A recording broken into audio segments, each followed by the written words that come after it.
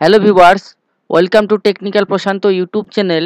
Viewers, আজকের ভিডিওতে নতুন একটি আপডেট দিতে চলেছি।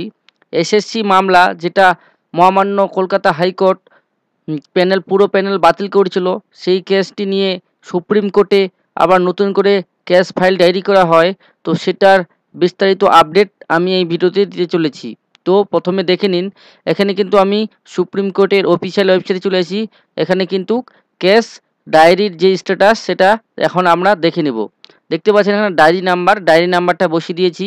ডায়েরি নাম্বার বসিয়ে দিয়ে এখানে আমি ক্যাপচাটি দিয়ে সার্চে ক্লিক করলাম।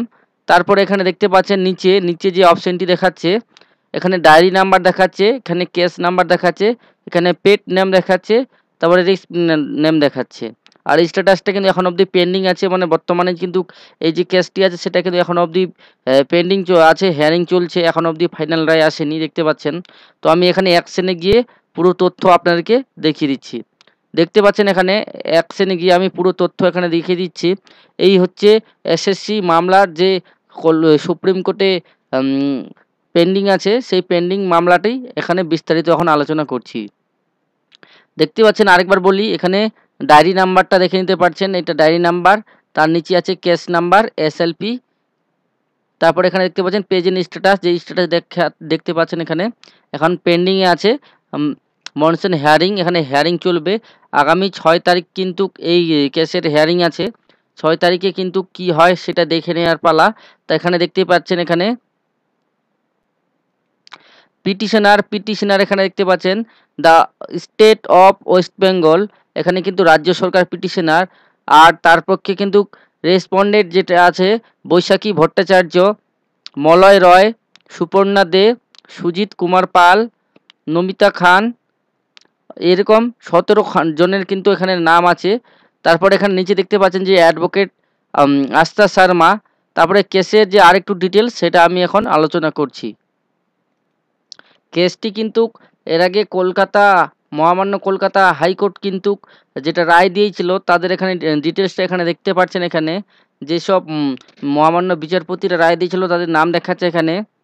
এখানে দেখতে পাচ্ছেন Debangshu Basak and mister MD Sabbar রাশিদির বেঞ্চ যে রায় দিয়েছিল তাদের এখানে নামের সমস্ত লিস্ট এখানে দেখাচ্ছে। তাদের কেসের পুরো স্ট্যাটাস এখানে আছে, দেখতে পাচ্ছেন। তারপরে এই কেসে যে হিয়ারিং ডেট, সেই হিয়ারিং ডেটে দেখতে পাচ্ছেন 6/5/2024, 6/5/2024 কিন্তু হিয়ারিং ডেট আছে। আর যেসব জাস্টিস আছে তাদের নাম এখানে দেওয়া আছে, জাস্টিসের নাম দেখতে পাচ্ছেন। এখানে কিন্তু সুপ্রিম কোর্টের প্রধান বিচারপতি আছেন, তার সাথে আরও দুজন এখানে জাস্টিস আছেন, তাদের নাম এখানে দেওয়া আছে, দেখতে পাচ্ছেন। এখানে পুরো লিস্ট হয়ে গেছে সেই নামগুলো। এবার হিয়ারিংয়ের দিনে কি হয় সেটাই হচ্ছে সব থেকে বড় কথা। তারপর এখানে দেখতে পাচ্ছেন অফিস রিপোর্ট এখানে দেখতে পাচ্ছেন office report of fresh case, এখানে হাইকোর্ট এট কলকাতা দেখতে পাচ্ছেন। এখানে কিন্তু বৈশাখী ভট্টাচার্য এগেন্সে যে অফিস রিপোর্ট আছে সেই অফিস রিপোর্টগুলো এখানে দেখে নিতে পারছেন আপনারা।